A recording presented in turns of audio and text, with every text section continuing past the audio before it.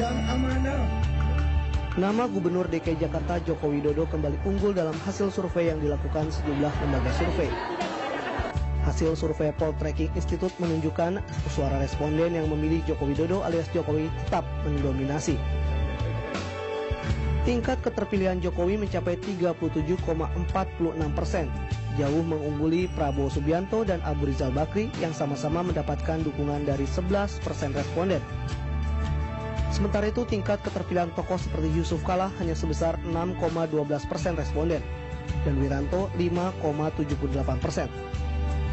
Tokoh lainnya seperti Megawati Soekarno Putri, Mahfud MD, Hatta Rajasa, Surya Paloh, dan Dahlan Iskan hanya memiliki elektabilitas di bawah 5%. Tidak berbeda jauh, survei Indobarometer juga menunjukkan hasil yang serupa.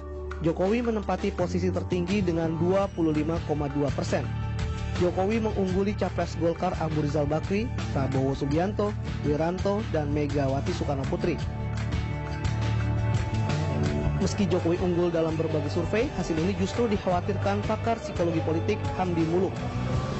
Menurutnya, kondisi ini tidak sehat bagi demokrasi, sebab tidak mendidik masyarakat memilih yang terbaik dari calon terbaik.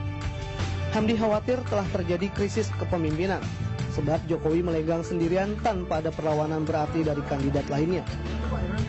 Namun apakah benar memang tidak ada kandidat atau penantang tangguh bagi Jokowi?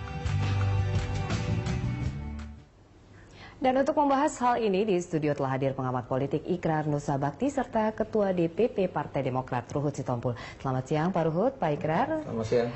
Iya, kalau kita lihat ini Pak Ikrar bahwa memang tadi Jokowi adalah calon tunggal begitu ya yang cukup banyak diminati, dan kalau Prof Hamdi tadi mengatakan ibarat menu favorit begitu, banyak difavoritkan oleh masyarakat. Tanggapan Anda? Ya, kalau itu memang muncul, saya pikir itu fenomena yang biasa ya. Saya beri contoh misalnya dalam kasus pemilu presiden 2004 ataupun 2009, kita tahu yang namanya Susilo Bambang Yudhoyono juga sangat unggul di dalam hasil-hasil survei ya. Dan itu memang tidak bisa dilawan oleh calon-calon presiden yang lain ya. Dan apakah kalau demikian kita katakan bahwa ini berbahaya buat demokrasi? Kan enggak juga. Saya beri contoh di tempat yang lain ya. Saya beri contoh misalnya dalam pemilu presiden di Amerika Serikat pun ya, terlepas dari pertarungan itu memang berasal dari bawah ya. Tapi kan Anda juga tahu, begitu Partai Demokrat tahu bahwa tidak ada calon lain di dalam Partai Demokrat yang bisa mengungguli Barack Obama, makanya kemudian dia tetap menjadi calon presiden dari Partai Demokrat. Demikian juga di dalam Partai Republikan juga demikian ya. Artinya mereka itu mencari siapa yang kira-kira bisa mengungguli Barack Obama. Ya. Gitu. Jadi hal-hal semacam itu buat saya biasa dan tidak harus dikatakan sebagai berbahaya untuk demokrasi. Demokrasi itu menurut saya berbahaya kalau misalnya seorang presiden itu apa yang diucapkan dan juga dilakukan itu memang dianggap benar oleh masyarakat. Seperti titah presiden ya, itu ya. Jadi tidak ada misalnya misalnya badan pengimbang seperti legislatif ataupun yudikatif, tapi dalam sistem politik Indonesia yang sekarang sejak era reformasi itu seorang presiden tidak mungkin menjadi diktator seperti pada masa Orde Baru atau pada masa Orde Lama. Baik, Pak Ruhut, kalau kita lihat, apakah Anda setuju jika kalau dikatakan Jokowi saat ini sebagai calon tunggal begitu yang memang digadang-gadang masyarakat, diidolakan? Saya rasa enggak juga. Apalagi kita semua tahu kita negara hukum, ada dasar hukumnya kaitan dengan undang-undang Pilpres ya, mengenai 20%. Nah, mungkin kan masyarakat itu nggak tahu itu. Itu yang pertama. Yang kedua, dibilang juga dia sudah tidak ada sparring partnernya lagi, kan karena yang belum selesai. Partai kami kan belum selesai. Betul. Nah, nanti pasti yang baik dari sebelah situ ya. Saya rasa bisa mengimbangi, nggak ada masalah. Udah itu begitu juga. Saya nggak tahu ya, karena memang sudah putus kayak Golkar, Pak Ical, ya, PAN, Hatta Rajasa, Hanura tapi, sudah juga. Hanura, Pak Wiranto. Tapi kan misalnya kayak PKB antara Mahfud dan Roma Irama juga belum, kan? Iya, PKS pun sudah melakukan PKS pemilu juga raya begitu ya. Jadi belum. Kita sabar aja. Baik. Nah ini Pak Ikrar, kalau kita lihat sebegitu Jokowi diululukan atau memang digadang menjadi capres di 2014, apakah hanya ini salah satu atau satu-satunya tokoh tunggal, dan ini diibaratkan kita punya krisis kepemimpinan begitu, tidak ada sosok yang mungkin bisa menjadi andalan begitu selain Jokowi? Begini, ini yang buat saya juga penting bagi masyarakat semua ya, bahwa apa namanya itu, seorang pemimpin itu memang bisa lahir dalam situasi yang emergensi, ya, atau dalam situasi yang memang memang mengharuskan dia muncul. Saya beri contoh, misalnya Bung Karno muncul sebagai presiden pertama, Pak Harto sebagai presiden kedua, ya, atau sekarang Joko Widodo sebagai calon presiden 2014 dari PDIP, yang masih juga kita juga bertanya-tanya apakah benar dia akan menjadi calon presiden, apakah Megawati tidak ingin jadi calon presiden juga. Ya, semuanya itu kan tergantung karena di-endorse oleh PDIP, ya. Betul, ya. Jadi itu yang harus kita lihat, dan kemudian harus kita perhatikan juga ya. Sekarang ini kan masih baru calon presiden dalam artian dia tunggal, tapi dia belum dikaitkan dengan calon wakil presidennya. Ya. Jadi saya beri contoh, misalnya apakah kalau Jokowi disandingkan dengan siapa, itu kemudian elektabilitasnya naik atau turun, ya. Demikian juga Hatta Rajasa, Prabowo Subianto, Abu Rizal Bakri dan sebagainya, itu juga belum ada di dalam hasil-hasil survei itu. Ya, dan ada juga jangan lupa ya, ini yang saya juga khawatir ya, kalau misalnya nanti lembaga pemilihan umum, ya, yang dalam hal ini adalah KPU, itu independen atau tidak, ya. Lembaga-lembaga birokrasi pemerintahan itu juga independen atau tidak, ya. Kemudian lembaga-lembaga baik itu TNI Polri ataupun intelijen itu juga independen atau tidak. Kalau ini kemudian bermain, bukan mustahil yang seperti Anda katakan Jokowi itu paling unggul, bisa berubah juga, ya. Karena itu kan faktor yang kita khawatirkan. Makanya kalau Anda lihat diskusi selama 1 tahun ini mengenai misalnya bagaimana KPU, bagaimana DPT, bagaimana Lemsanek, ya, lembaga sandi negara, itu semuanya kaitannya dengan jangan sampai pemilu baik itu legislatif atau pemilu presiden itu bisa berubah sebagai akibat dari operasi-operasi praktek hitam dari yang tadi saya katakan demikian itu. Nah, Pak Ruhut, kalau kita lihat Partai Demokrat juga mengadakan konvensi capres dari Partai Demokrat begitu, menghasilkan ada 11 nama ya, tapi sekarang masih dalam proses untuk bisa mengajukan calon tunggal begitu ya. Dari nama-nama mungkin Hayono Isman, Jenderal Purnawirawan Endriartono Sutarto, Dinopati Jalal dan lain-lain begitu, Dahlan Iskan. Ini kan banyak nama-nama dari eksternal partai. Apakah dari internalnya sendiri mungkin tidak dijaring atau melakukan seperti PKS melakukan pemilu raya dari internal begitu diusung? Kenapa eksternalnya juga ikut dilibatkan begitu? Disitulah yang saya katakan kenegarawanan Pak SBY. Saya ingat sekali beliau tegas mengatakan siapapun pengganti saya dan dari manapun dia, jadi otomatis baik dari dalam kami maupun dari luar, dia kita harapkan lebih baik dari saya, kata beliau. Disitulah dalam komite konvensi kita mengundang semua siapa tokoh-tokoh, ya, yang mau ikut, ayo silakan. Di situ jadi dari dalam kami ada, dari luar ada, tapi nanti finalnya Desember ini akhir mungkin kita akan mengadakan polling pertama, baru setelah pemilu legislatif akhir April atau awal Mei, disitulah baru dari sekian yang bagus ini, yang baik ini, jadi why not the best? Kenapa tidak yang terbaik dari 11 ini? Itulah nanti baru ketemu dengan sahabat Jokowi, sahabat Wiranto, sahabat Ical, di situ. Nah, matchmakernya begitu ya nanti ya, masih beberapa bulan ke depan. Nah, Pak Ikrar, kalau kita lihat, ini Jokowi sedemikian diunggulkan begitu, kira-kira nih penantang tangguhnya ini seperti apa sosoknya, atau mungkin ada dimention satu nama begitu, atau memang Pak Ikrar? Ya, kalau kita perhatikan memang ya, dari berbagai calon-calon presiden yang masuk di dalam bursa dalam bursa survei tersebut ya, itu memang nomor 2 itu masih Prabowo Subianto. Dan Anda juga tahu sebelum nama Jokowi muncul, orang yang paling ditokohkan itu adalah Prabowo Subianto, karena Prabowo Subianto dianggap sebagai suatu sosok yang berbeda dengan SBY misalnya, berlatar belakang militer. Jadi misalnya sama-sama berlatar belakang militer, kemudian satunya tegas, kemudian katanya juga satunya berani mengambil risiko dan sebagainya ya. Tapi begitu nama Jokowi muncul, itu putus juga Prabowo Subianto ya. Dan Anda juga lihat kriteria dari calon presiden itu juga berubah. Dari yang tadinya tegas, kemudian punya jiwa kepemimpinan, berani mengambil risiko, menjadi orang yang katanya itu harus jujur, kemudian merakyat, kemudian juga apa namanya itu pokoknya berubahlah gitu ya. Tapi yang saya juga sangat sayangkan bahwa kita hanya bicara mengenai calon-calon presiden, tapi tidak apa kira-kira program yang akan mereka jual, ideologi apa yang akan mereka pegang ya. Dan buat saya itu juga sangat penting ya. Jadi jangan kemudian kita hanya bicara mengenai calon-calon presiden aja tanpa kemudian kita memahami program, dan program itu juga akan terkait dengan dari ideologi baik itu partainya maupun ideologi orang tersebut. Gitu. Pak Ikrar, Pak Ruhut, kita akan lanjutkan di segmen berikutnya. Kami akan kembali pemirsa, tetaplah di Dialog Berita 1. Dialog Berita 1 masih membahas mengenai elektabilitas dari Jokowi yang diunggulkan di beberapa survei, dan siapakah penantang tangguh dari Jokowi kita masih bahas bersama Pak Ikrar dan juga Pak Ruhut.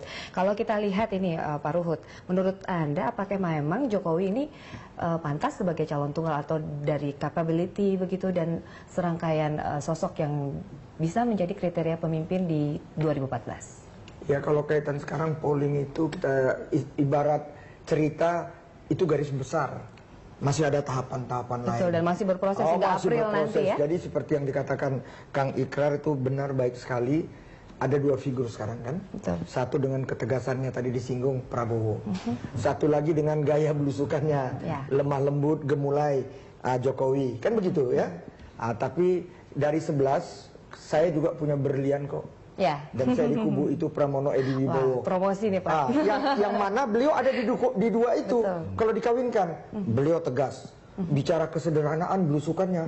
Waduh, saya keliling sama dia ekonomi kelas terus. Minyaknya di losmen, kadang kalau perlu di rumah orang. Oh, sangat apa? Tinggal itu yang aku bilang. Ini Pak Jokowi ya? Bukan. Pramono Edi Wibowo. Tapi itulah rakyat Indonesia ini ingat loh, ini reformasi, sangat cerdas. Nanti kan ada debat kandidat, nanti dilihat di situ waktu debat kandidat. Jadi ini masih panjang ceritanya. Tapi memang kalau dari survei Indobarometer juga mengatakan tertinggi elektabilitasnya Dahlan Iskan dan Pramono Edi ya. Tapi itu mungkin apa? Tapi masih panjang. Masih panjang nanti ya. April akan diumumkan gitu. April akhir atau Mei awal. Iya. Nah, kalau kita lihat Pak Ikrar, sebenarnya sosok pemimpin di 2014, mungkin kolaborasi dari pendapat masyarakat remaja, kaum muda, kaum tua begitu, apa sih yang didambakan dari calon presiden di 2014? Ya, buat saya sih memang karena memang persoalan korupsi itu menjadi pangsa pemberitaan media yang begitu tinggi, ya. Itu yang makanya menyebabkan mengapa kriteria kejujuran itu menjadi suatu yang paling tinggi pula. Diprioritaskan begitu ya Pak? Tapi kan Anda juga tahu bahwa kenapa demikian juga, karena elit sekarang, maaf termasuk teman-teman beliau di parlemen itu sangat elitis, makanya faktor yang kedua adalah merakyat, ya kan? Itu ya. Dan kemudian Anda juga tahu faktor tegas itu juga tetap ada, walaupun itu nomor 3, dan kemudian faktor kepandaian itu juga di bawahnya, karena kejujuran itu jauh lebih penting dibandingkan dengan Anda pandai. Anda pandai kalau kemudian suka menipu orang, Anda pandai kalau yang sering terjadi malah. Nah, itu bagaimana kemudian nasib rakyat. Jadi hal-hal semacam itu yang buat saya tadi saya katakan terjadi penjungkir balikan kriteria di mata publik. Tapi lagi-lagi semuanya kan juga harus bermain dalam suatu sistem politik yang berlaku pula ya. Itu yang saya bilang bahwa menurut saya lagi-lagi semuanya sangat tergantung pada bagaimana nanti sistem itu berjalan. Kalau memang sistem itu berjalan dengan baik, ya mudah-mudahan ya semuanya juga akan berjalan dengan baik pula. Nah, persoalan yang lain pula, tadi Bung Luhut mengatakan mengenai presidensial threshold. Sampai detik ini Mahkamah Konstitusi belum menentukan. Apakah itu 25-20 itu, ataukah kemudian dan masih menjadi perdebatan. Di anggota Dewan juga masih memperdebatkan hal itu ya. Kalau di Dewan sudah 30, tapi ada yang minta judicial review. Udah itu. Jadi belum lagi kan calon independen kan tidak bisa presiden, harus didukung partai. Jadi masih panjang nih. Tapi kira-kira kalau dari beberapa nama di konvensi Partai Demokrat untuk Capres 2014, sosok seperti apa memang yang nantinya akan digadang-gadang oleh Demokrat begitu? Kriteria yang diinginkan dari kalau kami Demokrat. Pertama, melanjutkan kepemimpinan Pak SBY. Itu kita garis bawahi, karena apapun kita mesti lihat. Apapun orang boleh bilang apa, dunia internasional sangat menghormati, mengakui bagaimana sosok dan apa yang dilakukan Pak SBY. Begitu juga kita sebenarnya Tinggal ya inilah demokrasi kan, Pak SBY sangat menghormati demokrasi, dikedepankan, selalu mengajak kita semua. Kalau kami di partai ini siapapun nanti jadi presiden, kita harus siap menang, tapi juga harus siap kalah. Jadi siapapun itu nanti janganlah diganggu, biar dia fokus. Dan Pak SBY di tengah selalu diganggu, nyatanya beliau masih berhasil. Ya, nah kalau kita lihat Pak Ikrar ini, kita review dari beberapa pemilu ke belakang begitu ya. Apakah hal ini fenomena dari calon tunggal kerap terjadi atau memang seperti apa dinamika yang ada? Ya, buat saya ini juga masih belum pasti ya calon tunggal atau tidak. Tadi karena lagi-lagi itu baru Jokowi sebagai calon presiden. Ya, karena tadi surveinya 37,46%. Betul, dia belum ada pendampingnya. Ya. Demikian juga Prabowo itu pendampingnya siapa. Demikian juga Abu Rizal Bakri itu pendampingnya. Yang sudah jelas itu kan cuma Hanura. Wiranto dengan Haritanu Sudibyo. Dan itu tinggal orang menilainya. Tapi yang lain itu kan masih sendiri-sendiri. Ya. Jadi ini yang juga menjadi satu problem besar juga ya. Kenapa demikian? Karena Anda tahu ya, ini persoalan siapa menjadi pendamping ini juga akan menentukan apakah dia akan bisa melenggang dengan begitu mudah, ataukah kemudian dia akan juga bisa terganjal, ataukah kemudian dia bisa naik elektabilitasnya. Sedemikian krusialnya ya sosok pendamping itu. Kalau begitu buat saya demikian juga tadi yang tadi dikatakan Bung Luhut juga ya, kira-kira apa programnya yang apakah dia bisa mempertahankan program itu di dalam debat publik nantinya ya, karena Anda tahu salah satu prasyarat untuk menjadi calon presiden atau calon gubernur atau bupati itu adalah keikutsertaan dia di dalam debat publik. Ya, dan itu yang memang menentukan dan ini, bagaimana teknik dia berdebat, bagaimana dia itu melontarkan suatu gagasan didukung oleh data, itu menjadi suatu hal yang dan akhirnya masyarakat yang menilai lebih banyak begitu porsi jadi di sini lagi-lagi apa namanya itu tim sukses juga bukan cuma mendukung calon saja, tapi juga mendukung data-data untuk kemudian memperkuat argumentasi itu. Baik, kita lanjutkan di segmen berikutnya, Pak Ruhut, Pak Ikrar. Kami akan kembali setelah jeda. Dialog Berita 1 masih membahas sosok calon presiden di 2014. Nah, kalau kita lihat Pak Ikrar bahwa memang beberapa kali dari dinamika yang ada begitu, kebanyakan kan kita memang ada calon yang secara urgent juga terpilih begitu ya. Nah, ini bagaimana agar bisa mendongkrak dari elektabilitas dari seorang capres calon presiden itu seperti apa?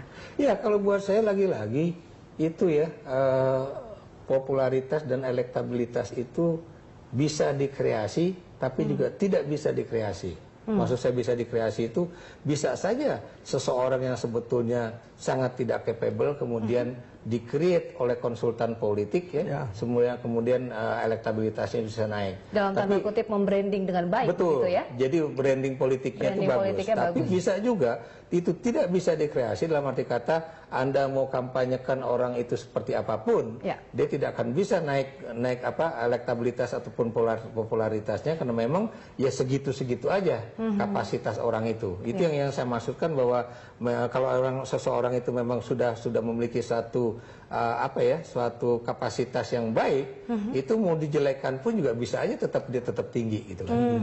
Nah, kalau kita lihat Pak Ruhut, menurut Anda apakah memang Jokowi bekerja luar biasa dengan banyak program-program baru beliau dan elektabilitasnya unggul dibanding calon lain begitu? Kalau kita lihat Pak Jokowi, dan karena itulah Pak Andi Muluk ya, beberapa pengamat melihat ya itulah media darling itu. Jadi peran media juga, tadi kan Akang kita baik sekali mengatakan peran media itu sangat penting, dan kita harus jujur, media sangat akrab dengan Jokowi. Itulah calon-calon lain harus mengambilnya, karena media itu betul-betul media independen, karena ada juga calon tiap hari iklan nyatanya nggak naik-naik, seperti yang dibilang si Akang. Kan nggak mau bilang namanya aja. Tapi TV juga sangat anti Jokowi juga ya. Padahal anti. Karena permasalahannya bahwa ini calon presiden, calon wapres ini juga punya media begitu ya. Itu. Jadi itu kan ya sedikit ya ada mungkin bisa internal branding begitu ya. Nah, kalau kita lihat, siapa menurut Anda penantang Jokowi yang memang cukup tangguh begitu, Bang Ruhut? Kalau saya kayaknya kalau Jokowi, karena apapun kita hormati PDI Perjuangan, sampai sekarang kan belum diputuskan ya. Apalagi kalau saya lihat sepertinya ya, sejarah di PDI Perjuangan, peran Ibu Mega itu nggak ada yang bisa ganggu. Nah, kita berserah saja kepada Ibu Mega ya, termasuk Jokowi, siapapun dari PDI Perjuangan. Ya kalau dari kami nanti dari setelah diputuskan di dalam komite konvensi, saya optimis calon kami bisa bersaing untuk itu. Karena perpaduan yang tadi aku bilang. Walaupun elektabilitas dari Partai Demokrat sekarang sedang menurun begitu ya, naik turun begitu. Oh, itu nggak ada masalah. Ini bagus. Ini pertanyaan paling baik. Saya kaitan ini, kalau saya lihat beda. Dulu lembaga-lembaga polling, kami Pak SBY mengajarkan saya juga selalu hormati lembaga polling. Saya hormati. Tapi kadang-kadang kalau saya lihat akhir-akhir ini, itu ada satu, ya. Kapan pollingnya pernah naik? Tapi kalau di tempat dia dibikin, dia jadi naik. Nah, ini kan aneh. Ada jadi apa gerangan? Ada apa gerangan? Jadi Kang ya, Kang ini saya punya guru ya, kaitan politik, beliau sebagai pengamat. Kadang-kadang Kang aku rada miris, jangan-jangan nih kami dibikin nyungsep terus ya.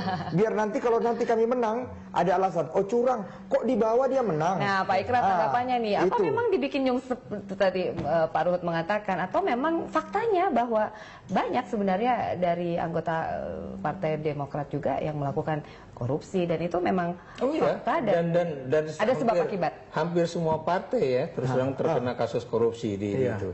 Yang selama ini tidak pernah disorot itu kan cuma dua. Satu namanya Gerindra, satu namanya Gahanura. Tapi ketika saya ngobrol dengan mereka juga nggak berani mengkampanyekan bahwa partai mereka itu adalah partai yang tidak korup di DPR. Kenapa demikian?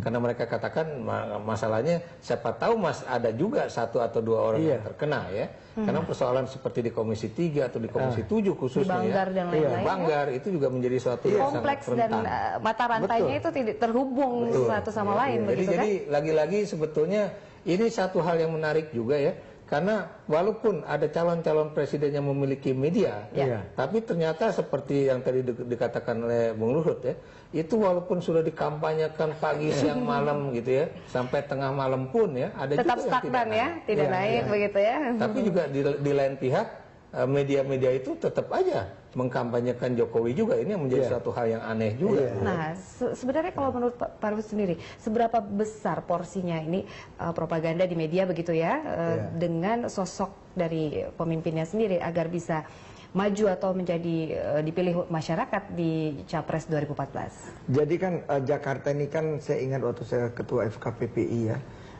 Pangap waktu itu Pak almarhum Pak Beni Murdani bilang begini, kamu ketua Jakarta, kamu bukan pengurus pusat tapi ada di pusat ibu kota. Saya ingat itu nasihatnya kepada saya. Dan Jokowi ini apapun, beliau gubernur Jakarta, jadi eye catching, ya, eye catching. Apapun, biar TV itu majikannya si A si B, ya dia juga mesti diambil dong. Dia miniatur Indonesia. Itu. Nah, kalau kita lihat sendiri Pak Ikrar bahwa di masa kepemimpinan di Solo juga ya, Jokowi begitu belum genap ya mungkin 2 tahun lebih begitu kan sudah meninggalkan pekerjaan sebagai wali kota di sana. Tapi sekarang pun jika memang 2014 ini mengusung nama Jokowi begitu, artinya kan meninggalkan hierarki kewenangan di ibu kota begitu ya. Ini bagaimana mengobati rasa sakit hati bagi masyarakat yang ditinggalkan? Jadi begini ya, itu kan sebetulnya udah juga dilakukan survei ya, bahwa Jokowi itu kalau meninggalkan Solo itu kan pada termin kedua. Artinya setelah dia terpilih kembali menjadi wali kota dan kemudian selama 2 tahun kemudian dia meninggalkan itu masuk Jakarta. Dan ketika orang Jakarta juga di survei, apa mereka juga akan merelakan Jokowi menjadi calon presiden, ternyata 65% itu merelakan ya. Jadi mereka tidak sakit hati ya. Jadi itu yang harus kita akui juga ya. Tapi lagi-lagi menurut saya memang terus terang kalau PDIP mengusung Jokowi itu jauh lebih mudah ketimbang misalnya Partai Demokrat. Kenapa demikian ya? Karena terus terang elektabilitas dari Jokowi dan PDIP itu boleh dikatakan saling bantu membantu.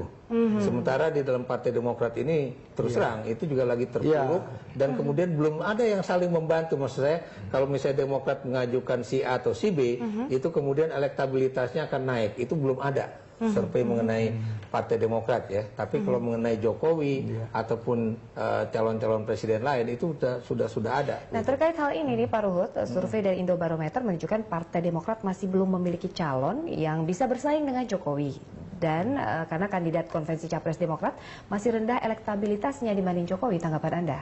Iya, karena rendah ya.